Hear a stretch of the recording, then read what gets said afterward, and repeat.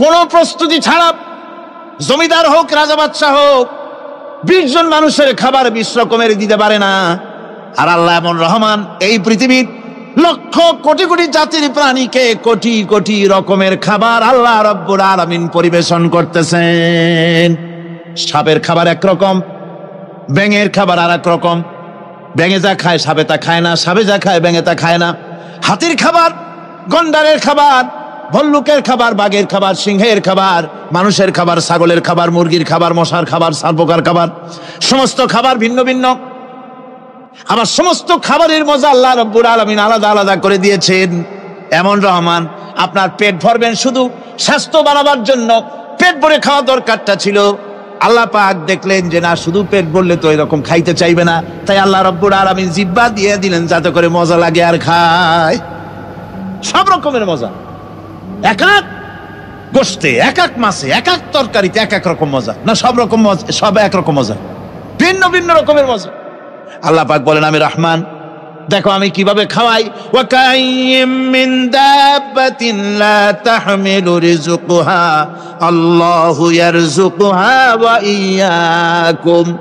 এই পৃথিবীতে এমন অনেক বিচরণশীল জীব আছে, যে প্রাণীরা নিজের জন্য কোনো সঞ্চয় করে না, সঞ্চয় করে শুধুমাত্র পৃথিবীর মানুষ। আর পিঁপড়ায় কিছু সঞ্চয় করে। অন্যান্য বহু প্রাণী আছে যাদের কোনো সঞ্চয় নাই। কি বলেন, পাতিশিয়ালের কোনো ব্যাংকে অ্যাকাউন্ট আছে নাকি? না। শীতের মৌসুমে পাতিশিয়াল আইসা ব্যাংকের ম্যানেজারকে বলে না যে কয়েকটা মুরগি আনছি, আমার নামে একটা অ্যাকাউন্ট ওপেন করেন, বৃষ্টির সময় আমি যেন ওগুলো উঠাইয়া পাইকারি দরে খাইতে পারি। ওর কোনো খাবার নাই, সঞ্চয় নাই। এ ধরনের পাখির সঞ্চয় নাই, পশুর সঞ্চয় নাই। মহান আল্লাহ রাব্বুল আলামিন তিনি বলছেন, সকাল বেলায় পাখি তার বাসা দিয়া ক্ষুধার্ত পেট নিয়ে পাখিগুলি উড়ে চলে যায়। সাপ তার গর্ত থেকে বের হয় খালি পেটে, পাতি শৃগাল খালি পেট নিয়ে গর্ত থেকে বেরিয়ে যায়। তিমির মতো অত বড় প্রকাণ্ড প্রাণী, হাতির মতো প্রকাণ্ড প্রাণী, গরিলা, শিম্পাঞ্জি, ওরাংওটাং, পিঁপড়া থেকে শুরু করে নিয়ে প্রকাণ্ড তিমি পর্যন্ত সমস্ত প্রাণীগুলি সকালবেলায় খালি পেটে বেরিয়ে যায়। সারাদিন ঘোরাঘুরির পর আল্লাহ সুবহানাহু ওয়া তাআলা বলেন, সন্ধ্যাবেলায় সমস্ত প্রাণীর পেটগুলি ভরে আমি আল্লাহ তাদের বাসায় ফিরাইয়া দেই। আমি রহমান, এভাবে করে আমি আল্লাহ রাব্বুল আলামিন খাবারের বন্দোবস্ত করি, পড়ার বন্দোবস্ত করি, থাকার ব্যবস্থা করি। ইয়া আইয়ুহান নাসু যকুরু নি'মাতাল্লাহি আলাইকুম হাল মিন খালিকিন গায়রুল্লাহ ইয়ারযুকুকুম মিনাস সামাই ওয়াল আরদ। ও পৃথিবীর মানুষেরা, ওই আল্লাহর স্মরণ করো, আল্লাহর নিয়ামতের শুকরিয়া আদায় করো যে আল্লাহ তোমাকে আকাশ থেকে, জমিন থেকে রিজিক দেন।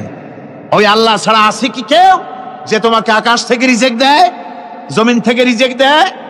লা ইলাহা ইল্লা হুয়া ফাআন্না তুফাকুন। ওই আল্লাহ ছাড়া কোনো ইলাহা নাই, কেন তোমরা বিভ্রান্ত হও? সেই আল্লাহর দিকে ফিরে আসো। আল্লাহ বলছেন, এভাবে আমি সমস্ত পৃথিবীর মানুষের রুজি রুটির বন্দোবস্ত করি, সমস্ত প্রাণীর রুজি রুটির ব্যবস্থা করি। আমি সেই রহমান। সুবহানাল্লাহ বিহামদি।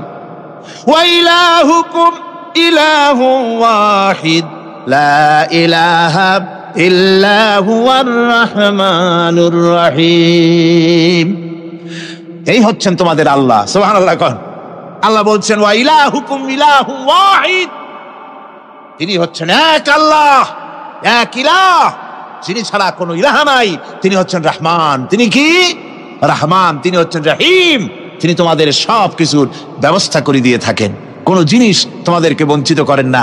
এই রহমান এমন রহমান যিনি তোমাদের সমস্ত নিয়ামত পূর্ণ করেন। আর রহমান এমন রহমান যে শুধু আপন আপন লোক দেখে তালাশ করে করে দেয় না, সকলকে দেয়। যারা নামাজ পড়ে তাদের দালান কোটা বেশি হয়, যারা তাহাজ্জুদ পড়ে তাদের ব্যাংকে টাকার অভাব নাই, যারা হজ করে যাকাত দেয় তারা টাকার জ্বালায়, পয়সা কড়ির জ্বালায় অস্থির। এরকম নাকি? না, বরং নামাজ রোজা হজ যাকাত যারা করে, বেশি খাঁটি মুসলমান, তাদের অভাব অভিযোগ আরো বেশি। যাদের কাছে নামাজ নাই, রোজা নাই, আল্লাহ পরকালের চিন্তা নাই, তাদের টাকা পয়সা, সোনা দানা, জায়গা জমিন, সৌন্দর্য, সুখ আর আরো অনেক বেশি। বরং এদের কম। আপন লোকের চাইতে শত্রুকে বরং আল্লাহ পাক বেশি দেন। আপন লোক মানে যারা দিনদার, ইমানদার, পরেজগার, নামাজি, এরা বরং কম পায়, ওরা বরং বেশি পায়। এমন কেউ নাই পৃথিবীতে শত্রুকে ডেকে বলবে আয় তোরেও দেই, কেউ নাই, একমাত্র আল্লাহ রব্বুল আলামিন যিনি সকলকে দেন। এই পৃথিবীর কোন মূল্য আল্লাহ রব্বুল আলামিনের কাছে নাই, একটা মশার ডানার তুল্য মূল্য নাই। সেজন্য আল্লাহ পাক সকলকে নেয়ামত দেন, সকলকে ব্যবস্থা করেন। তাই এই কোরআন শরীফ আল্লাহ পাক তার মানুষের প্রতি এত দয়া মানুষের প্রতি, যে আল্লাহ পাকের দয়াটা কার? জোরে চিল্লায় এখন, দয়াটা কার? এত দয়া যে আল্লাহ পাকের মানুষের প্রতি রাস্তা চলার জন্য রাস্তা তৈরি করে দিলেন। পাহাড়ের ভিতরে মানুষ যেন হারায় না যায়, পাহাড়ের ভিতরে গিরিপথ বানালেন যিনি, মরুভূমির ভিতরে হারায় না যায় নিশানা বানালেন যিনি, সমুদ্রের ভিতরে রাতের আধারে যেন গভীর সমুদ্রে হারায় না যায় সেজন্য মহাশূন্যের ভিতরে তারকা প্রদীপ জ্বালায়া পথের নির্দেশনা দিয়ে দিলেন যিনি, এত ব্যবস্থাপনা যিনি করলেন, সে আল্লাহ রাব্বুল আলামিন মানুষের জন্য এই পৃথিবীতে ব্যক্তি, পরিবার, সমাজ ও রাষ্ট্রে, আন্তর্জাতিক জীবনে, স্বরাষ্ট্রনীতি, পররাষ্ট্রনীতি, শিক্ষানীতি, যুদ্ধনীতি, বন্দিনীতি, তার জীবনের সমস্ত নীতিমালার ব্যাপারে আল্লাহ রাব্বুল আলামিন বুঝি কোনো দিক দর্শন দেন নাই। দিয়েছেন কিনা? সুতরাং রহমানের দাবি হচ্ছে, আল্লাহর রহমানিয়াতের দাবি হচ্ছে বান্দার জন্য কোরআন শিক্ষা দেওয়া। যত শিক্ষা আল্লাহ দিয়েছেন, যত দয়া আল্লাহ বান্দাকে করেছেন, সবচাইতে বড় দয়া কোরআন শিক্ষা দেওয়া। জোরে কান সুবহানাল্লাহ। যত দয়া, যত নিয়ামত, যত রহমত আল্লাহ বান্দাকে করেছেন, তার মধ্যে শ্রেষ্ঠ রহমত, শ্রেষ্ঠ দয়া, শ্রেষ্ঠ করুণা মানুষের জন্য, আল্লাহর এই পৃথিবীর মানুষের জন্য সবচাইতে শ্রেষ্ঠ দয়া কি? জোরে বলেন কি? কোরআনের শিক্ষাই হচ্ছে আল্লাহ পাকের এই মানুষের জন্য সর্বশ্রেষ্ঠ দয়া। আমার বন্ধুগণ, কোরআনে কারিমে রব্বুল আলামিন বলেন, ফাআনজালাল্লাহু সাকিনাতাহু আলাইহি ওয়া আইয়াদাহু বিজুনুদিন লাম তারাওহা। আল্লাহ পাক তার মনের মধ্যে গভীর প্রশান্তি এবং স্বস্তি দান করলেন, আর এমন সৈন্য দিয়ে সাহায্য করলেন যে সৈন্যদেরকে তোমরা দেখতে পাও না। এভাবে করে রব্বুল আলামিন মুমিনদের বিপদে আপদে মুসিবতে সব সময় আল্লাহ পাক মুসলমানদেরকে সাহায্য করেছেন। জোরে বলেন সুবহানাল্লাহ। মুমিনদের সাহায্যকারী আল্লাহ। তাই ইসলামী আন্দোলনের সাথে যারা আছে, যারা কর্মী, যারা নেতা, যারা মুমিন, যারা ঈমানদার, মেঘের মতো প্রচন্ড কালো মেঘ হয়ে চতুর্দিক থেকে অন্ধকারের মতো সে এসেছে বিপদ, কোন বিপদ না। আল্লাহ পাক সাহায্যকারী। কে সাহায্যকারী? জোরে বলেন, সাহায্যকারী কে? আল্লাহ সুবহানাহু ওয়া তাআলা, তিনি সাহায্যকারী, ভয় নাই। আল্লাহ পাকের উপর ঈমান আনলে পরে কলিজার ভিতরে দুর্জয় সাহসের সৃষ্টি হয়ে যায়, কোনো ভয় অন্তঃকরণে তার থাকে না। আল্লাহ পাক সাহায্য করেন। আর আল্লাহর উপরে ঈমান আনলে পরে রব্বুল আলামিন বলেছেন, ইয়া আইয়ুহাল্লাযীনা আমানু হাল আদুল্লুকুম আলা তিজারাতিন তুনজিকুম মিন আযাবিন আলীম। এমন একটা ব্যবসার কথা কি বলবো না যে ব্যবসায় তোমাদেরকে জাহান্নামের আযাব থেকে বাঁচায় দেবে। তার প্রথম কাজই হলো আল্লাহর প্রতি ঈমান আনা। ঈমান আনলে পরে এই সমস্ত গুণ তৈরি হয়ে যায়। আর ঈমানে সবচাইতে উপকৃত হয় সমাজের লোকেরা, রাষ্ট্রের লোকেরা, পরিবারের লোকেরা, দেশের মানুষ উপকৃত হয় মুমিনদের দিয়ে ঈমানের কারণে। তার কারণ হলো একজন মুমিন, একজন ব্যক্তি যখন ঈমানদার হয়, মুমিন হয়ে যায়, আল্লাহর প্রতি যখন প্রগাঢ় বিশ্বাস তার এসে যায়, তখন সেই ব্যক্তি নৈতিকতার মান তার বেড়ে যায়। জোরে বলেন সুবহানাল্লাহ। নৈতিক চরিত্রের উপরে সে প্রতিষ্ঠিত হয়। সে মিথ্যা বলতে সাহস পায় না। মুমিন ব্যক্তি মিথ্যা বলতে সাহস পায় না। কেন পায় না? মিথ্যা বলতে সাহস পায় না, ঠকাতে সাহস পায় না, ওজনে কম দিতে সাহস পায় না, শয়তানি বদমাশি করতে সাহস পায় না। তার কারণ হলো আল্লাহ পাক বলে দিয়েছেন, মুমিন কোরআনের ভিতরে পড়েছে, ইয ইয়াতালাক্কাল মুতালাক্কিয়ানি আনিল ইয়ামিনি ওয়া আনিশ শিমালি কাঈদ। দুজন নিয়ন্ত্রণকারী ফেরেশতা তোমার ডানে এবং বামে বসে বসে তোমাকে নিয়ন্ত্রণ করছে। কোথায় যাও, কি করো, এই ফেরেশতারা বসে বসে সব দেখতেছে। মা ইয়ালফিযু মিন কাওলিন ইল্লা লাদাইহি রাকীবুন আতীদ। মানুষ এমন কোনো কথা বলে না যা ফেরেশতারা রেকর্ড না করে, সব রেকর্ড হয়ে যায়। তাই মুমিন ব্যক্তি দায়িত্বহীন কথা বলতে পারে না। মুমিন ব্যক্তির চরিত্র ভালো হয়ে যায়। সে যে কথা বলে বুঝে শুনে কথা বলে, সে যে ওয়াদা করে বুঝে শুনে ওয়াদা করে। যেহেতু সবকিছুর জবাব কিয়ামতে দিতে হবে। কোথায় দিতে হবে? কিয়ামতে আল্লাহর দরবারে জবাব দিতে হবে। মহান আল্লাহ রাব্বুল আলামিন বলেছেন, ওয়ালাকাদ খলাকনাল ইনসানা ওয়া না'লামু মা তুওয়াসবিসু বিহি নাফসু। মানুষ সৃষ্টি করেছি আমি, তার অন্তঃকরণের ভিতরে ওয়াসওয়াসা কি হয় আমি জানি। এই জন্য মুমিনেরা মনের ভিতরে কোনো খারাপ কল্পনাও করতে পারে না। খারাপ কল্পনা করলেও তার হিসাব দেওয়া লাগবে আল্লাহর কাছে। কার কাছে? ওয়াইন তুবদু মিন আনফুসিকুম আও তুখফুহু ইউহাসিবুকুম বিহিল্লাহ। আল্লাহ বলেন, মনের মধ্যে যে সব কল্পনা করো তা প্রকাশ করো আর গোপন রাখো, ওইটার হিসাব নিব আমি আল্লাহ পাক কিয়ামতের দিন, আমার কাছে হিসাব দিতে হবে। বন্ধুগণ, এই জন্য মুমিন যারা, মুমিনদের চরিত্র প্রতিষ্ঠিত হয়, মুমিনদের ধারণা থাকে যেখানেই যাই না কেন, যেখানেই বসি না কেন, সেখানেই আল্লাহ, আল্লাহ ছাড়া কোনো জায়গা নাই। আছে নাকি? আছে। আল্লাহ পাক বলেন, মা ইয়াকুনু মিন নাজওয়া সালাসাতিন ইল্লা হুয়া রাবিউহুম। তোমরা যেখানে তিনজন মিলে পরামর্শ করো, মনে রেখো তিনজন নও, ওখানে চতুর্থ সত্তা আমি রব্বুল আলামিন তোমাদের কাছে আছি। সব শুনিয়ার দেখি, পাঁচজন যেখানে হও সেখানে আমি ষষ্ঠ। এর থেকে যদি কম হও, এর থেকে যদি বেশিও হও, বান্দারে তুমি আছো যেখানে আমি আল্লাহ আছি সেখানে। উপায় নাই, সব জায়গায় আমি দেখতে পাচ্ছি। শুধু তাই নয়, রাত্রিবেলায় মানুষেরা গোপনে পরামর্শ করে, করে না? করে কিনা? রাতে রাতে পরামর্শ করে, এক জায়গায় বসে, হলের মধ্যে, পাহাড়ের মধ্যে, কোনো জায়গায় বসে পরামর্শ করে। কি পরামর্শ? ইসলামী আন্দোলনের লোকদের মারবে, কোথায় তাদের ধরবে, কোথায় তাদের অত্যাচার করবে, এই সমস্ত পরামর্শ করে। আল্লাহ পাক বলছেন, শুনুন, আল্লাহ রাব্বুল আলামিন বলেন, ওয়া হুয়া মাআহুম إذ يبيتون ما لا يرضى من القول وكان الله بما يعملون محيطا। আল্লাহ পাক বলেন, তিনি তো ঠিক সেই সময়ও তোমাদের কাছে থাকেন যখন তোমরা নিজেদের ঘরের মধ্যে বসে, কোনো এক জায়গায় বসে আল্লাহর মর্জির খেলাফ পরামর্শ করো, আল্লাহ তখনও তোমাদের কাছে থাকেন। আল্লাহর ইহাতা থেকে, আল্লাহর কর্তৃত্ব থেকে বেরিয়ে যাওয়ার কোনো উপায় নাই। সুতরাং গোপনে বলেন, প্রকাশ্যে বলেন, যেভাবেই যা কিছু করা হোক না কেন, আল্লাহর কাছে আমাদের সমস্ত অপরাধগুলি ধরা হয়ে যায়। আর এটাই হচ্ছে ইমানের সীমা পরিসীমা। তিলকা হুদুদাল্লাহ ফালা তা'তাদুহা। তিলকা হুদুদুল্লাহ, এটাই হচ্ছে আল্লাহর সীমানা।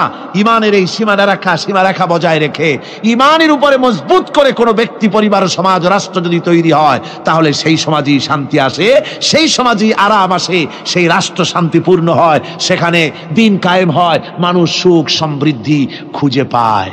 আমরা দেখতে পেয়েছি বিশ্বনবী জনাবে মুহাম্মদুর রাসূলুল্লাহ সাল্লাল্লাহু আলাইহি ওয়াসাল্লাম হিজরতের রাত, কাফেরেরা চতুর্দিকে দাঁড়ানো। হযরত জিবরাইল এসে বলেন, ইয়া রাসূলুল্লাহ, হে, কাফেরেরা চতুর্দিকে ঘিরে দাঁড়িয়েছে, গভীর রাত, এখন হাতে তাদের তরবারি, সকাল হলে পরেই তারা আপনাকে মেরে ফেলে দিবে, তাড়াতাড়ি ওঠেন, মদিনার দিকে চলে যান।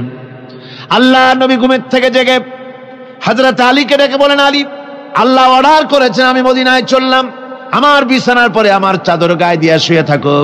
হযরত আলী বলেন, আল্লাহর হাবিব, আপনার চাদর গায়ে দিয়ে ঘুমিয়ে থাকবো, সকালবেলায় কাফির বেঈমানেরা আপনার বিছানার পরে আপনার চাদর গায়ে দেওয়া অবস্থায় আমি আলীকে তারা মুহাম্মদ মনে করবে, আর আমি আলীকে নবী মনে করে তারা তাদের তরবারি দিয়া কেটে কেটে টুকরা টুকরা করে আমারে বিদায় করে দেবে দুনিয়া থেকে। এতটুকুনো পরোয়া করি না, বরং আমার দিলের মধ্যে এটাই তৃপ্তি থাকবে যে আমি আলীর জীবনের বিনিময় আল্লাহর হাবিব দুনিয়ায় বেঁচে আছেন। নবীজি ঘরের থেকে বেরোলেন, চতুর্দিকে কাফেরেরা দাঁড়ানো। আল্লাহ নবী হাতে এক মুষ্টি বালু হাতে নিয়ে শাহাতেল ওযু পড়ে 3 বার দম করে বালুগুলো ছেড়ে দিলেন। বালিগুলি ঘরের চতুর্দিকে কাফেরদের চোখে চলে গেল। পরবর্তী সময় রব্বুল আলামিন ডেকে বলেন, নবীরে, বালি যখন নিক্ষেপ আপনি করেছিলেন, ধুলাগুলি আপনি তো শুধু নিক্ষেপ করেছিলেন, কিন্তু চতুর্দিকে কাফেরদের চোখে গেল কেমনে? একদিকে মেরেছিলেন, সেই দিকেই তো যাওয়ার কথা ছিল, চতুর্দিকের কাফেরের চোখে চোখে সেগুলো পৌঁছে গেল কেমনে? ওয়ামা রামাইতা ইদ রামাইতা ওয়ালাকিন্নাল্লাহ রামা। আপনি নিক্ষেপ করেন নাই, যখন আপনি নিক্ষেপ করেছিলেন আপনি তো শুধু বালুকণা ছেড়েছেন, আর ওই বালুকণাগুলি ঘরের চতুর্দিকে সব কাফেরদের চোখে পৌঁছবার দায়িত্ব আমার কুদরত গ্রহণ করেছিল। আমার ভাইরা, নবীজি বিপদে, এতগুলি শত্রু তরবারি নিয়ে তিনি বিপদে ধৈর্য হারা হন নাই। আস্তে করে ঘরের থেকে বেরিয়ে হযরত আবু বকরের বাড়িতে গিয়ে হাজির। দরজায় গিয়ে আওয়াজ দিলেন, আবু বকর। অমনি দরজা খুলে গেল। লাব্বাইক ওয়া সাদাইক। হুজুর বলেন, আবু বকর রে, একটা ডাকে কেমনে সাড়া দিলে? তুমি কি ঘুমাইছিলে না? হযরত আবু বকর বলেন, হুজুর আপনি বলেছেন আমাকে নিয়ে হিজরত করবেন, আমি মনে মনে চিন্তা করেছি না জানি কত রাত্রে নবীজি আসেন, উঠতে যদি আমার দেরি হয়ে যায়, নবীজি যদি দরজার কাছে দাঁড়ায় দাঁড়ায় আমার ডাকাডাকি করে আর আমি যদি ঘুমায় থাকি, তাহলে আল্লাহর নবীর সঙ্গে বেয়াদবি হয়ে যাবে। এই মনে করে বিছানায় না ঘুমাইয়া আপনার গলার আওয়াজ শোনার জন্য এই দরজার সঙ্গে পিঠ লাগাইয়া লাগাইয়া দাঁড়াইয়া ঘুমাচ্ছিলাম। আল্লাহর নবী হযরত আবু বকরকে সঙ্গে করে নিয়ে চললেন মদিনার দিকে। উল্টা পথে রওনা করলেন। বারবার কাবা শরীফের দিকে তাকাতে লাগলেন। বুখারী শরীফে এসেছে, নবীজি বারবার কাবার দিকে তাকিয়ে বলতেছেন, রে কাবা, বড় আশা ছিল তোর কাছে থাকবো, তোর খেদমত করব, কিন্তু তোর নিষ্ঠুর সন্তানেরা তোর কাছে আমারে থাকতে দিল না রে। আল্লাহ নবী মিসফালা দিয়ে জাবালে কেদোয়ার উপর দিয়ে চলে গেলেন জাবালে সুরে। গুহার কাছে যখন গিয়েছেন, ফজর রক্ত হয়ে গেল। হযরত আবু বকর রাদিয়াল্লাহু তাআলা আনহু বলছেন, হুজুর আর উপায় নাই, দিন হয়ে গেল, এখন বুঝি ধরা পড়ে যাব, ওই গুহার মধ্যে গিয়ে আশ্রয় নেই। তবে আপনি দাঁড়ান, গুহার ভিতরেই পাহাড়িয়া গুহা, বিচ্ছু থাকতে পারে, সাপ থাকতে পারে, আমি আগে ঢুকি, যদি কোনো হিংস্র প্রাণী থাকে আমার উপর দিয়ে আঘাত হয়ে যাক, আল্লাহর নবী হেফাজতে থাকুক। হযরত আবু বকর রাদিয়াল্লাহু তাআলা আনহু গুহার ভিতরে নামলেন। নেমে গুহা সাফ করে হুজুরকে ডাকলেন। হুজুর তাশরীফ ফরমালেন গুহার মধ্যে। হুজুর বলেন, আবু বকর হেঁটে হেঁটে কষ্ট হয়ে গেছে, তুমি বসো, তোমার উরুর উপরে মাথা রেখে আমি একটু ঘুমায়ে যাই। আল্লাহর হাবিব ঘুমায় গেলেন। হযরত আবু বকর লক্ষ্য করে দেখেন চতুর্দিকে অনেকগুলি গর্ত দেখা যায়। এই গর্ত থেকে সাপ আসতে পারে, বিচ্ছু আসতে পারে মনে করে নিজের গায়ের চাদর ছিঁড়ে ছিঁড়ে গর্তগুলি বন্ধ করা শুরু করে দিলেন। কয়েকটা গর্ত বন্ধ করার মতো চাদর আর নাই, পাও দিয়ে চেপে ধরলেন। এক পাহাড়িয়া বিষধর সাপ বেরোবার জন্য চেষ্টা করে বেরোবার পথ খুঁজে না পেয়ে হযরত আবু বকরের পায়ের উপরে দংশন করেছে। বিষের যন্ত্রণায় হযরত আবু বকরের চোখ থেকে পানি দরদর করে পড়ছে। রাসূলুল্লাহর ঘুম ভেঙে গেল। আল্লাহর নবী তাকে বলেন, আবু বকর চোখে পানি কেন? বাড়ির কথা বুঝি মনে পড়ে গেছে? হযরত আবু বকর বলেন, ইয়া রাসূলুল্লাহ, আল্লাহর নামে কসম করে বলি, যেই দিন আমি ঈমান এনেছি ওই দিন থেকে আমার মা বাপ, আমার কোলে আমার সন্তান, আমার স্ত্রী, আমার জায়গা জমি ঘর বাড়ি, এমনকি আমার নিজের আত্মার চাইতে হুজুর আপনারে ভালোবাসি বেশি। তাহলে কাঁদো কেন? হযরত আবু বকর বলেন, হুজুর বাড়ির জন্য কাঁদি না, ছেলেপেলের জন্য কাঁদি না, সাপে দংশন করেছে, যন্ত্রণায় কাঁদতেছি। আল্লাহ নবী সঙ্গে সঙ্গে মুখ থেকে থুতু বার করে যন্ত্রণার জায়গায় লাগাই দিলেন। সঙ্গে সঙ্গে যন্ত্রণা বন্ধ হয়ে গেল। হুজুর বললেন, আবু বকর প্রথম যখন তোমার এই আঘাত করেছিল সাপে, আমাকে কেন তাড়াতাড়ি বলো নাই? এতক্ষণ তো তোমার কষ্ট হতো না। হযরত আবু বকর বলেন, ইয়া রাসূলুল্লাহ, ওটা তো সাপে কাটার যন্ত্রণা, ওই যন্ত্রণায় আমার রক্ত জ্বলতেছে, যন্ত্রণায় যন্ত্রণায় আমার কলেজাটা যদি ফেটেও যেত, আল্লাহর হাবিব আরাম ফরমাচ্ছিলেন, আমি তাকে আরামে বিঘ্ন ঘটাতে পারতাম না। আমার ভাইয়েরা, হযরতে আবু বকর, হযরতে রাসূল দুজন বসে আছেন। এমনি সময় কাফের বেঈমানেরা খুঁজতে খুঁজতে জায়গা মতো এসে গেছে। একজনে বলে ভিতরে আছে, আর একজনে বলে নাই। পায়ের যদি থাকবে তাহলে মাকড়সায় জাল বুনালো কি করে, পাখি ডিম পেড়ে বসে আছে কি করে, তাদের সন্দেহ হতে লাগলো। এর মধ্যে নাই একজন বলে আছে আর একজন বলে নাই। হযরত আবু বকর ভয়ের চোটে কেঁদে ফেলেছেন, হুজুর আর উপায় নাই। এই যে অবস্থা, এই অবস্থার ভিতরে, এই অবস্থার ভেতরেও আল্লাহ নবী এতটুকু ঘাবড়ে যান নাই। শত্রুরা তরবারি নিয়ে এসেছে, সুযোগ পেলেই একটু তাকালেই দেখতে পাবে, তুলে মেরে ফেলে দেবে। আল্লাহর হাবিব মোটেই ধৈর্য হারালেন না, এতটুকুন হতাশ হলেন না। আল্লাহ পাকের হাবিব তার সাথীকে কি বললেন? তখন কোরআনে কারীম সূরা তাওবার মধ্যে আল্লাহ তা উদ্ধৃত করেছেন মুমিনদের জন্য, ইযহুমা ফিল গার إذ يقول لصاحبه لا تحزن إن الله معنا। ও আমার সাথী, ও বন্ধু, ভয় করো না, চিন্তা করো না, আমরা মাইনরিটি নই, আমরাই মেজরিটি। তার কারণ আল্লাহ আমাদের সাথে আছেন। সুবহানাল্লাহ, আল্লাহ আমাদের সাথে আছে। মুসা আলাইহিস সালাম ভয় পেয়ে গেলেন। আল্লাহ রাব্বুল আলামিন বলেন, ভয় পাওয়ার কোনো কারণ নাই, তোমার প্রশ্নের জবাব আমি এভাবেই দিলাম। এক গ্লাস পানি নিয়ে কয়েক মিনিট দাঁড়াইতে পারো নাই, ঘুমের সঙ্গে সঙ্গেই গ্লাস পড়ে ভেঙে গেল। তামাম আকাশ আর জমিন, গোটা সৃষ্টি জগৎ তোমার আল্লাহ পাকের হাতের মুঠার মধ্যে রয়েছে। আল্লাহ যদি ঘুমায় যায় সব শেষ হয়ে যাবে। তামাম সৃষ্টি জগতের ট্রাফিক কন্ট্রোল আল্লাহ কর্তৃক হয়, আর মানুষের যা হয় আল্লাহ পাক তার থেকে সম্পূর্ণ মুক্ত। আল্লাহ পাকের ঘুম নাই, তন্দ্রাও নাই। লা তাখুযুহু সিনাতু ওয়ালা নাওম, ঘুমও নাই, তন্দ্রাও নাই। আল্লাহ পাক সমস্ত রকমের মানবীয় কোয়ালিটি থেকে, গুণ থেকে মুক্ত, মুবাররা, পবিত্র।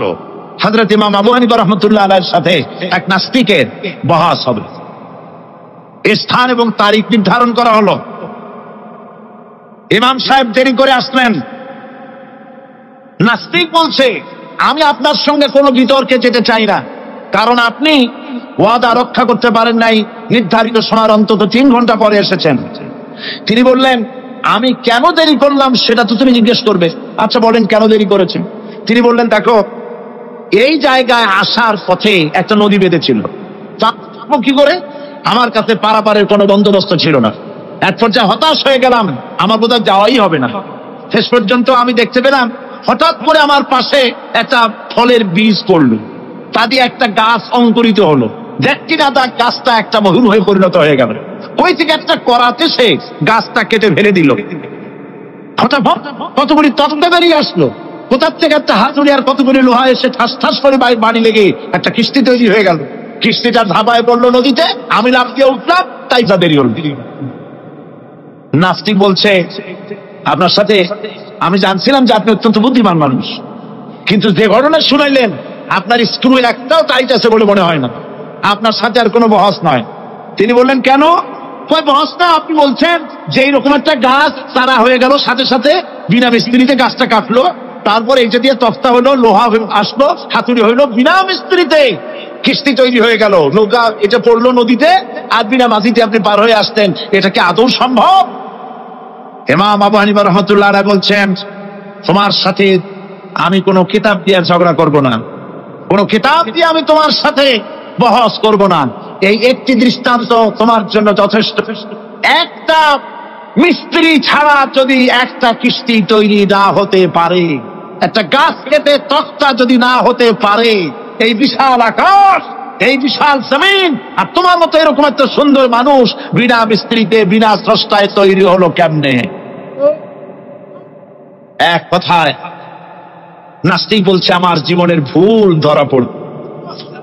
নাস্তিক বলছে, জীবনের ভুল ধরা পড়েছে, আমি মুসলমান হয়ে গেলাম। লা ইলাহা ইল্লাল্লাহু মুহাম্মাদুর রাসূলুল্লাহ। জোরে পড়েন, লা ইলাহা লা ইলাহা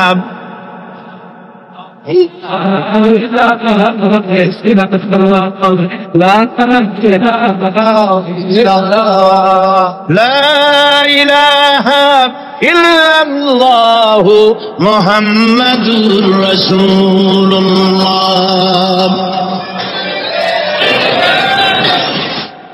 আল্লাহ পাক বলছেন, আমি আদম, আমি দাউদ এবং সুলাইমানকে জ্ঞান দান করেছি, ইব্রাহিমকে জ্ঞান দান করে। কোরআন শরীফের বহু জায়গায় শুধু জ্ঞানের কথাই বলা হয়েছে। সুবহানাল্লাহ। সুতরাং বুদ্ধিজীবী, এই বুদ্ধিজীবীরা তারা আসল জ্ঞানটা নাই। আসল জ্ঞান কোনটা বলেন? কোনটা?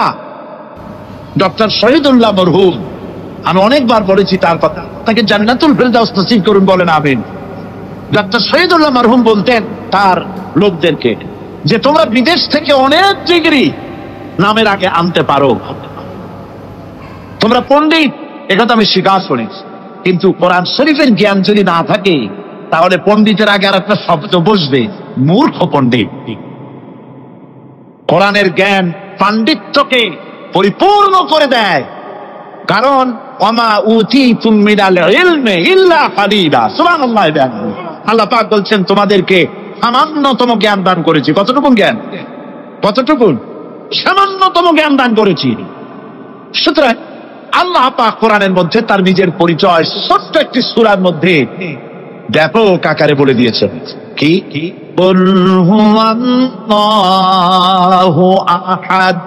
সবাই পড়েন আমার সাথে, কুল হুয়াল্লাহু আহাদ আল্লাহুস সামাদ লাম ইয়ালিদ ওয়া লাম ইউলাদ ওয়া লাম ইয়াকুল লাহু কুফুয়ান আহাদ। আল্লাহ পাক বলেন আল্লাহ এক এবং একক, তিনি কারো মুখাপেক্ষী নন, তিনি কাউকে জন্ম দেন নাই, তাকেও কেউ জন্ম দেয়নি। আকাশ আর জমিনে আল্লাহর সমকক্ষ কেউ নাই। সুবহানাল্লাহ। তাকে কেউ জন্ম দেয়নি, তিনিও কাউকে জন্ম দেননি। তিনি এক, তিনি ছিলেন, তিনি আছেন, তিনি থাকবেন। তার শুরুও নাই, তার শেষও নাই। সুবহানাল্লাহ। এই আল্লাহ রাব্বুল আলামিন তার পরিচয় আয়াতুল কুরসি সার্বভৌমত্বের পরিচয় দিয়েছে, আল্লাহর পরিচয় দিয়েছে। আল্লাহ তিনি খালিক। মানব সৃষ্টির এবং পৃথিবীর সৃষ্টির ইতিহাস ঘাটলে মানুষের যদি কিসমত ভালো থাকে, তাহলে আল্লাহর সান্নিধ্য, আল্লাহর অস্তিত্ব সম্পর্কে জ্ঞান তাকে আল্লাহ পাক দান করে দেন। সুবহানাল্লাহ। পৃথিবীর সৃষ্টির ব্যাপারে বুদ্ধিজীবীরা কি বলছে দেখুন। পৃথিবীর সৃষ্টির ব্যাপারে বিজ্ঞানীরা বলছেন যে এই পৃথিবী এরকম ছিল না। তো কিরকম ছিল? এইটা সূর্যের পাশ থেকে একটা উজ্জ্বল শক্তিশালী জ্যোতিষ্ক দারুণ ফোর্স নিয়ে যাচ্ছিল। সেই ফোর্স সহ্য করতে না পেরে সূর্যের একটি দুর্বলতম অংশ সূর্য থেকে ছিটকে মহাশূন্যে পড়ে গেল, আর ঘুরতে ঘুরতে এই পৃথিবীর অস্তিত্ব লাভ করল। বিজ্ঞানের এই কথা যদি বিশ্বাস করতে হয়, তাহলে আমাকে বলতে হয় এখন তো মানুষেরা আর পৃথিবীতে ধরছে না, ঠিক কিনা? কথা বলছেন না? মানুষ পৃথিবীতে এখন ধরতেছে, বিভিন্ন দেশ খালি বলতেছে মানুষ কমাও, সন্তান কমাও, বিভিন্ন পদ্ধতি গ্রহণ করো, আর মানুষ বাড়াইও না। আল্লাহ পাক বলছেন আল্লাহু লা ইলাহা ইল্লা হুয়াল হাইয়ুল কাইয়্যুম। আল্লাহ হচ্ছেন তিনি যিনি ছাড়া কোনো ইলাহ নাই। লা ইলাহা ইল্লাহু, তিনি ছাড়া কোনো ইলাহ নাই, সার্বভৌমত্বের মালিক কেউ নাই। এই যে লা ইলাহা, কোন ইলাহ নাই, আমরা কালেমার মধ্যে এই কথাটা বলি। আমাদের কালেমায় তাইয়্যিবা আমরা কি উচ্চারণ করি? লা ইলাহা ইল্লাল্লাহু মুহাম্মাদুর রাসূলুল্লাহ। জোরে বলেন লা ইলাহা, লা ইলাহা ইল্লাল্লাহু মুহাম্মাদুর রাসূলুল্লাহ। লা ইলাহা, কোন ইলাহ নাই। এই দাওয়াত দিয়েছেন দুনিয়ার সমস্ত পয়গম্বর। এটা কি শুধু রাসূলুল্লাহর দাওয়াত ছিল? সমস্ত নবীদের স্লোগান ছিল একটা। সমস্ত নবীদের স্লোগান ছিল কয়টা? সবাই বলুন, কি সেই স্লোগান? লা ইলাহা ইল্লাল্লাহ। কোরআন শরীফের ভিতরে ইলাহ শব্দ 147 বার এসেছে। লা ইলাহার অর্থ যদি এই হয়, কোন উপাস্য নাই আল্লাহ ছাড়া, কোন মাবুদ নাই আল্লাহ ছাড়া, মুহাম্মদ সাল্লাল্লাহু আলাইহি ওয়াসাল্লাম আল্লাহর প্রেরিত রাসূল, তাহলে তো এত ঝঞ্ঝাট হওয়ার কথা ছিল না। আপনারা বলেন, নবীরা যখনই এই দাওয়াত দিয়েছেন লা ইলাহা ইল্লাল্লাহ, তখন সংঘর্ষ হয়েছে কিনা? হয়েছে কিনা? বাধা আসছে কিনা? তাহলে এই কথাটা কি যার কারণে এরকমের বাধা আসে? লা ইলাহা ইল্লাল্লাহ, এর চাইতে বিপ্লবাত্মক, এর চাইতে রিভলিউশন সৃষ্টিকারী কথা আল্লাহর আকাশের নিচে জমিনের উপরে আর একটাও হতে পারে না। লা ইলাহা ইল্লাল্লাহ। ইলাহ শব্দের অর্থ শুধু উপাস্য আর মাবুদ নয়, ইলাহ শব্দের অর্থ হচ্ছে আইনদাতা, ইলাহ শব্দের অর্থ হচ্ছে শাসনকর্তা, ইলাহ শব্দের অর্থ হচ্ছে বিধানদাতা। তো লা ইলাহা যখন একটি লোক ঘোষণা করে, তার অর্থ দাঁড়ায় কোনো আইনদাতা নাই, বিধানদাতা নাই, শাসনকর্তা নাই, কারো আইন মানি না, বিধান মানি না, শাসন মানি না, আল্লাহ ছাড়া। কে ছাড়া? আল্লাহ ছাড়া। এই কালেমার দাওয়াত যখন পয়গম্বরেরা দিয়েছেন, তখন 3 শ্রেণীর লোকেরা বাধা দিয়েছে। বলেন কয় শ্রেণী? সবাই বলেন। 3 শ্রেণীর লোকেরা বাধা দিয়েছে, লক্ষ্য করুন। 1 নম্বরে বাধা দিয়েছে রাষ্ট্র শক্তি। 1 নম্বরে বাধা দিল কারা? 2 নম্বরে বাধা দিয়েছে ধনাঢ্য ব্যক্তিবর্গ। 3 নম্বরে বাধা দিয়েছে যারা কায়েমি স্বার্থবাদী ধর্মীয় শক্তি। এই 3টি শ্রেণী সমস্ত নবীদেরকে বাধা দিয়েছে। সেই বাধা অতীতে যারা দিত, এখন আর দেয় না নাকি? এখনো দেয়? দেখুন, এই কালেমার দাওয়াত হযরতে মূসা আলাইহিস সালামকে যেদিন আল্লাহ পাক প্রথম ওহী দিলেন, এই দাওয়াত শুধু রাসূল দেন নাই, আল্লাহ পাক বলছেন প্রত্যেক নবী তার জাতিকে এই দাওয়াত দিয়েছেন। কি? আল্লাহ রাব্বুল আলামিন বলেন, সকল নবী তার কওমকে বলে দাওয়াত দিয়েছেন, ইয়া কওমি ইবুদুল্লাহ মা লাকুম মিন ইলাহিন গায়রু। হে সম্প্রদায়, আল্লাহ ছাড়া কোনো ইলাহ নাই, তার ইবাদত করো, তারই দাসত্ব করো, তার গোলামি করো। আল্লাহ পাক মূসা আলাইহিস সালামকে যখন নবুয়াত দিলেন, প্রথম যে ওহী এলো, প্রথম ওহীটাই ছিল ইন্নানি আনাল্লাহ লা ইলাহা ইল্লা আনা ফা'বুদনি ওয়া আকিমিস সালাতা লিযিকরি। নিশ্চয়ই আমি আল্লাহ, আমি ছাড়া কোনো ইলাহ নাই, আইনদাতা নাই, বিধানদাতা নাই, সুতরাং আমার দাসত্ব করো এবং আমার শরণার্থে নামাজকে প্রতিষ্ঠা করো। মূসা আলাইহিস সালামকে আল্লাহ পাক ওহী দিয়ে তাকে পাঠালেন। কোথায় পাঠালেন? আল্লাহ পাক বলেন, ইযহাব ইলা ফিরআউনা ইন্নাহু তাগা। গোটা কওম নাফরমান, আল্লাহর আইন কেউ মানছে না, গোটা কওমের কাছে না খাইয়া আল্লাহ পাক সর্বপ্রথম মূসা আলাইহিস সালামকে দাওয়াত নিয়ে কার কাছে পাঠালেন?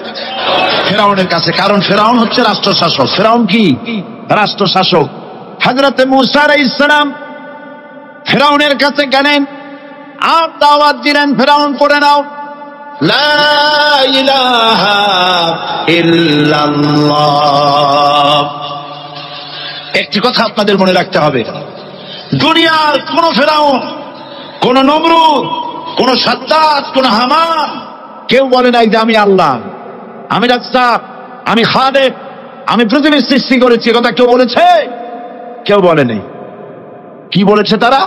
ফেরাউন বলেছে, মা আলিমতু লাকুম মিন ইলাহিন গায়রি, আমি তো জানি না আমি ছাড়া আরো কোনো ইলাহ আছে, এ কথা আমার জানা নাই, সুতরাং আমি হচ্ছি ইলাহ, আর তুমি বলছো লা ইলাহা।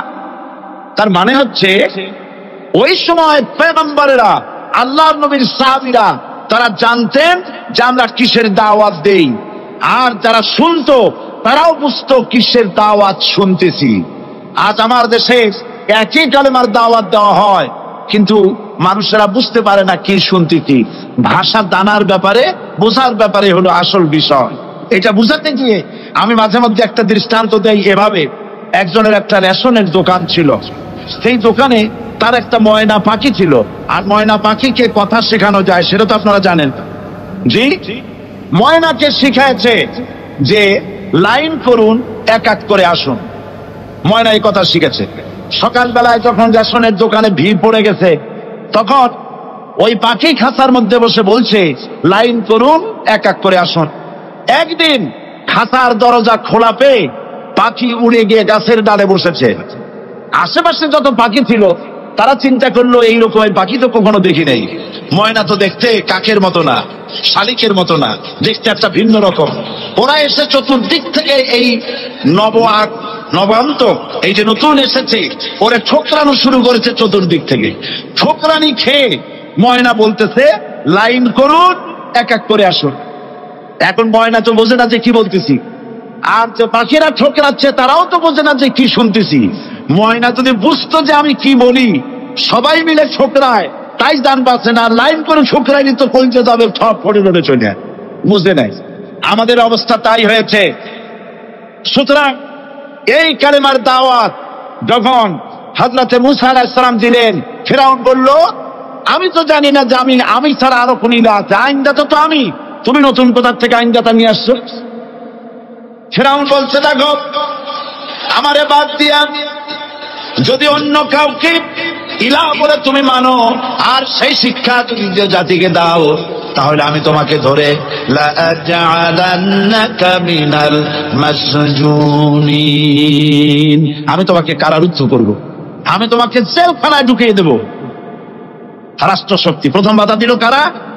বলেন সবাই। সেই বাধা কি ওখানে শেষ হয়েছে না এখনো আছে?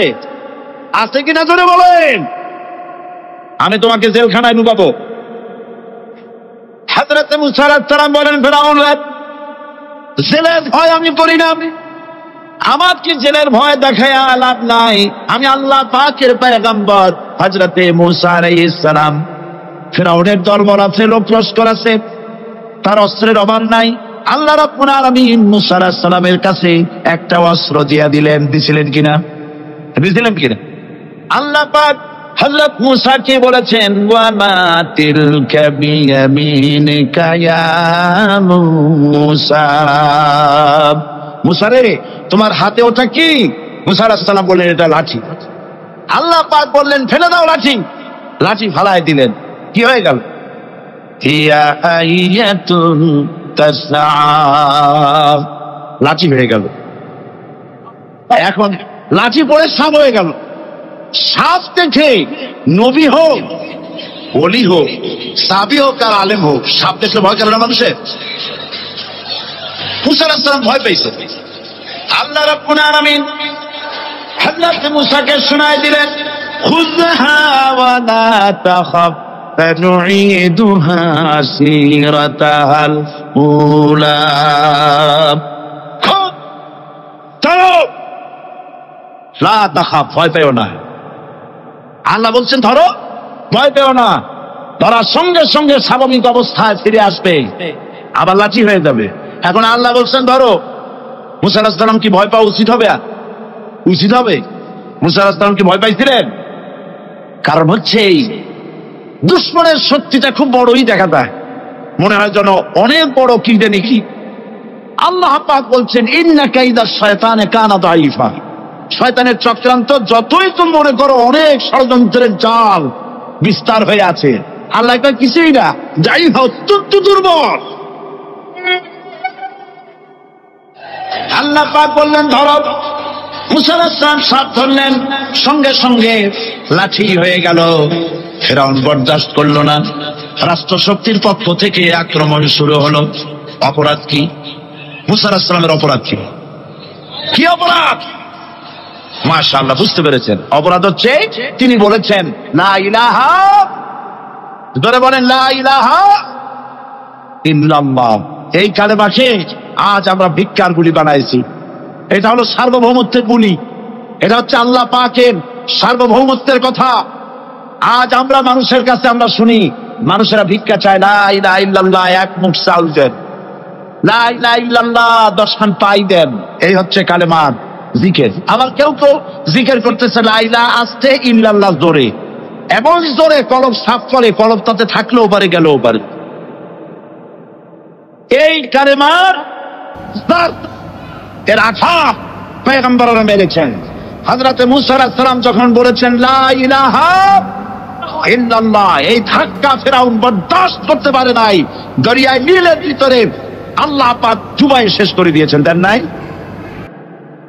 হযরত মুসা আলাইহিস সালাম তার উম্মতেরা দরিয়ার পাশে বসে বিনি কথাবার্তা বলতেছেন। এমন সময় ফিরআউন, তার শত্রু হচ্ছে মুসা আলাইহিস সালাম। শত্রু কেন? মুসা কি ফিরআউনের পাকা ধানে মই দিয়েছে নাকি? বলেন আপনারা। তার হালের গরু পিটায় মারছে নাকি?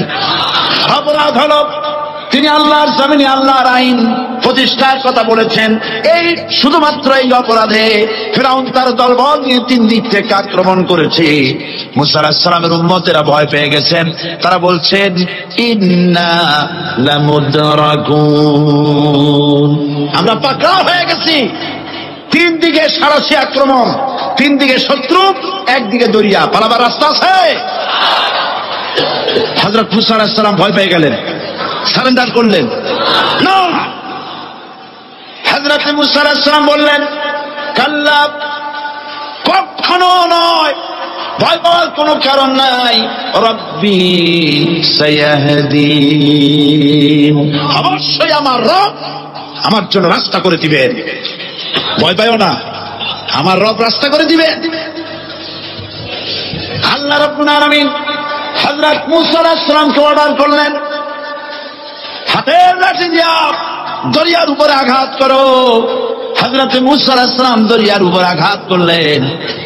রাস্তা ছিল দরকার একটা, এক বাড়িতে আল্লাহর হুকুমে লাঠি দিয়ে একটি আঘাত করার সঙ্গে সঙ্গে হযরত মুসার তার সঙ্গীর সাথে দরিয়া পার হওয়ার জন্য দরিয়ার মধ্যে দিয়ে আল্লাহ 12টা রাস্তা পয়দা করে দিলেন। সে আল্লাহ আছে না নাই? এত আসতে বলুন কেন? ভয় পাওয়ার কারণ আছে? রাষ্ট্র শক্তি বাধা দিয়েছে সমস্ত নবীদেরকে। কেন? নবীদের চরিত্র খারাপ? জোরে বলেন, নবীদের চরিত্র খারাপ? নবীদের চাইতে মাসুম বেগুনাহ উন্নত চরিত্রের মানুষ আল্লাহ আকাশের নিচের জমিনের উপরে আর হয় না। তোমরা যে সব নেতাদের পিছনে দৌড়াও, অমুকের সৈনিক, নেতা নেতা করে মরো, এইসব নেতা তাদের পিছনে দৌড়াও। এই নেতাগুলি, আমি জিজ্ঞেস করি আপনাদেরকে, এই নেতাগুলি জীবনে একবারও জিনা করে নাই? এ ব্যাপারে অনুসারীরা আপনারা কি নিশ্চিত? মিথ্যা কথা জীবনেও কয় নাই, প্রতারণা করে নাই, ঠাট্টা করে নাই, বিদ্রুপ করে নাই, মদ খায় নাই, মানুষ হত্যা করে নাই। কিসের নেতা? নেতা হচ্ছেন সেই ব্যক্তি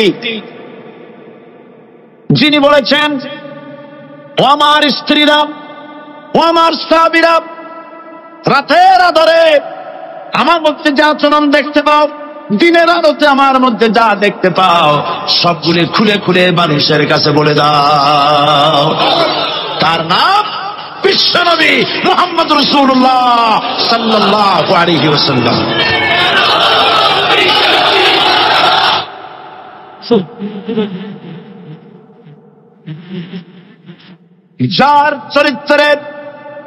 যার চরিত্রের সার্টিফিকেট আল্লাহ রাব্বুল আলামিন নিজে দিচ্ছেন, ওয়া ইন্নাকা লাআলা খুলুকিন আযীম। নবী হে, উন্নত চরিত্রের উপরে আপনি প্রতিষ্ঠিত। সুবহানাল্লাহ। কে সার্টিফিকেট দিচ্ছেন? আযীম, আযীম। আরবিতে চওড়াকে বলা হয় আরিফ, গভীরতাকে বলা হয় আমিক। কত প্রশস্ত, যা মাপার কোনো ফিতা নাই, কত গভীর, যা মাপার কোনো যন্ত্র নাই, এইটাকে আরবিতে বলা হয় আযীম। সুবহানাল্লাহ বলতে ইচ্ছে করে না? ও নবী, তোমার চরিত্র এমন যা মাপার মতো যন্ত্র পৃথিবীতে নাই। লা ইলাহা ইল্লাল্লাহ, পড়েন সবাই, লা ইলাহা ইল্লাল্লাহ। আপনিও যদি নবীদের মতো, সাহাবীদের মতো বুঝা এই কলেমার দাওয়াত দেন, বাধা আসবেই। বোঝাবুঝির ব্যাপার, বুঝতেই সারলো। কত মাহফিল হয় বাংলাদেশে, হয় না? কোনো বাধা নাই, ঠিক কিনা? কত পূজা হয়, পার্বণ হয়, গান হয়, থিয়েটার হয়, গুণগার বিবির গান হয়, কত কিছু হয়। কোনো বাধা আছে? তাফসীরের মাহফিলে বাধা। কারণ তারা বুঝতে পেরেছে এ তাফসীরের মাহফিলে গাজীর গীত হয় না, এ তাফসীরের মাহফিলে আল্লাহ সার্বভৌমত্ব কায়েমের আন্দোলন চলে।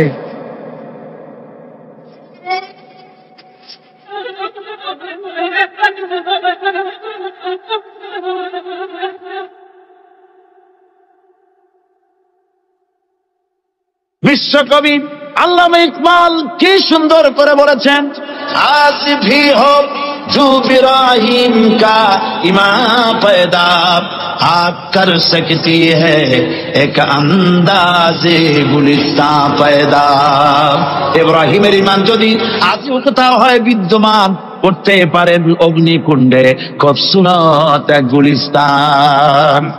এখনো যদি ইব্রাহিমের সন্তানদেরকে আগুনের মধ্যে ফেলে দেওয়া হয়, আর ইব্রাহিম ইমাম যদি থাকে, আগুনকে ফুলের বাগান বানাবার ক্ষমতা আল্লাহর আছে। চিরকাল আল্লাহ পাক এই কালেমাকে দিয়েছেন আল্লাহর সার্বভৌমত্বকে প্রতিষ্ঠা করার জন্য। আয়াতুল কুরসি শুধু পড়ে বুকে ঢু দেওয়ার জন্য নয়, পড়ে না ভাষা। আল্লাহু লা ইলাহা ইল্লা হুয়াল হাইয়ুল কাইয়্যুম। দুনিয়ার সমস্ত পয়গম্বর অত্যাচারিত হলেন, শুধু তাই নয়, বিশ্ব নবী আখির জামানার পয়গম্বর নবী মুহাম্মদ রাসূলুল্লাহ সাল্লাল্লাহু আলাইহি ওয়াসাল্লাম জাতির কাছে আসলেন, ফিরে এসে বললেন, ইয়া আইয়ুহান নাস কুলু লা ইলাহা ইল্লাল্লাহ। প্রথম দাওয়াত, প্রথম দাওয়াত। শুনছেন কথা? রাসূলুল্লাহ বলছেন, ও জাতি, আমার রাসূল তো মক্কার রাসূল না শুধু, মদিনার রাসূল না শুধু, আপনি ভাষাভাষীদের রাসূল না শুধু, আমার নবী কি নবী? চিল্লায় বলে। তাই তিনি বলেছেন, ও বিশ্বের মানবতা, বিশ্বের মানব গোষ্ঠী, যদি মুক্তি পেতে চাও, নাজাত পেতে চাও, উচ্চারণ করো, বিশ্বাস করো, আমল করো, বলো লা ইলাহা ইল্লাল্লাহ। জোরে পড়েন, লা ইলাহা ইল্লাল্লাহ, লা ইলাহা ইল্লাল্লাহু মুহাম্মাদুর রাসূলুল্লাহ। কোরআনে কারীমের ভিতরে আয়াতুল কুরসির মধ্যে বলে দিয়েছেন, আল্লাহু লা ইলাহা ইল্লা হুয়াল হাইয়ুল কাইয়্যুম। প্রাণ খুলে সবাই পড়েন, বসা মানুষ দাঁড়ানো মানুষ। আল্লাহু লা ইলাহা ইল্লা হুয়াল হাইয়ুল কাইয়্যুম। আল্লাহ রাব্বুল আলামিন, তিনি ছাড়া কোনো ইলাহ নাই, তিনি সার্বভৌমত্বের মালিক, কেউ নাই আল্লাহ ছাড়া। এই কথা মানুষকে ঘোষণা করতে হবে। সুবহানাল্লাহ ওয়ালহামদুলিল্লাহ লা ইলাহা ইল্লাল্লাহ, সুবহানাল্লাহ ওয়ালহামদুলিল্লাহ লা ইলাহা ইল্লাল্লাহ, সুবহানাল্লাহ ওয়ালহামদুলিল্লাহ লা ইলাহা ইল্লাল্লাহ, লা ইলাহা ইল্লাল্লাহু মুহাম্মাদুর রাসূলুল্লাহ। আল্লাহুম্মা আমিন। রব্বানা যালামনা আনফুসানা ওয়া ইন লাম তাগফির লানা ওয়া তারহামনা লানাকুনান্না মিনাল খাসিরিন। সবাই পড়েন আমার সাথে, রব্বানা যালামনা আনফুসানা ওয়া ইন লাম তাগফির লানা ওয়া তারহামনা লানাকুনান্না মিনাল খাসিরিন। রব্বানা যালামনা আনফুসানা ওয়া ইন লাম তাগফির লানা ওয়া তারহামনা লানাকুনান্না মিনাল খাসিরিন। আলোচনায় যদি কোনো ভুল হয়ে থাকে আল্লাহ দয়া করে মাফ করে দাও। রব্বুল আলামিন, আমাদের দোয়া তুলুদি জিকির আজকারে, আমাদের আলোচনায় তুমি যে খুশি হয়েছো যতটুকুন, তার সবটুকুন বিশ্বনবী মুহাম্মাদুর রাসূলুল্লাহ সাল্লাল্লাহু আলাইহি ওয়াসাল্লামের রূহ মুবারকে পৌঁছায়া দাও। রব্বুল আলামিন, तमाम अंबियाए किराम, उलमाए मुतकद्दिमीन, उलमाए मुताखिरीन, सलफे सालिहीन, যারা দুনিয়া থেকে মুমিন মুমিনাত বিদায় হয়ে গেল, আল্লাহ কবরগুলিকে জান্নাতের টুকরায় পরিণত করে দাও। রব্বুল আলামিন, এই লক্ষ লক্ষ মুসলমান নরনারী ভিক্ষুকের মতো তোমার দরবারে হাত তুলেছি। আল্লাহ গো, আমাদের মধ্য থেকে আমাদের মা বাপ যাদের দুনিয়া থেকে বিদায় হয়ে গেছে, আল্লাহ আমাদের মা বাপের কবরে সওয়াব পৌঁছায়া দাও রব্বুল আলামিন। আত্মীয় স্বজন যদি বিদেশে থাকে, 2 মাস 6 মাস পর চিঠি দিয়া খোঁজ খবর পাওয়া যায়, প্রত্যেক দিন টেলিফোন করে খবর পাওয়া যায়, কিন্তু আমাদের মা বাপ যাদের মারা গেল, বছরের পর বছর, যুগের পর যুগ বিদায় হয়ে গেল, কোন হালতে আছে জানি না। আল্লাহ আমাদের মা বাপের কবরগুলি জান্নাতের টুকরায় পরিণত করে দাও রব্বুল আলামিন। আমাদের আব্বা কত মহব্বত করতেন, কত কষ্ট করেছেন। আল্লাহ তাআলা আমাদেরকে লেখাপড়া শেখাবার জন্য কত কষ্ট করেছেন, মানুষ বানাবার জন্য কত কষ্ট করেছেন। আমাদের জন্য ঘর বাড়ি বানায়া জায়গা জমি কিনে রেখে সবগুলি থুয়ে খালি হাতে চলে গেছে বাবা। আল্লাহ আমাদের আব্বার রুহের পরের সওয়াব পৌঁছায়া দাও রব্বুল আলামিন। এখন তো আর বাড়ি গেলে নাম ধরে কেউ ডাকে না। আয় আল্লাহ, আমাদের আব্বা যত গুনাহ করেছি জানা অজানা, সমস্ত গুনাহগুলি আল্লাহ তুমি সাইয়াদপুরি হাসানাত দিয়া বদলাইয়া দাও রব্বুল আলামিন। আমাদের জনম দুঃখিনী মা, আয় আল্লাহ, মা যা যে হারাইতে সেই বুঝে কি নিয়ামত তার চলে গেছে। আল্লাহ আমাদের মা যার বিদায় হয়ে গেছে, মায়ের কবর থেকেই জান্নাতের টুকরায় পরিণত করে রব্বুল আলামিন। মায়ের পেটের ভিতরে বসে 10টা মাস ধরে মায়ের কষ্ট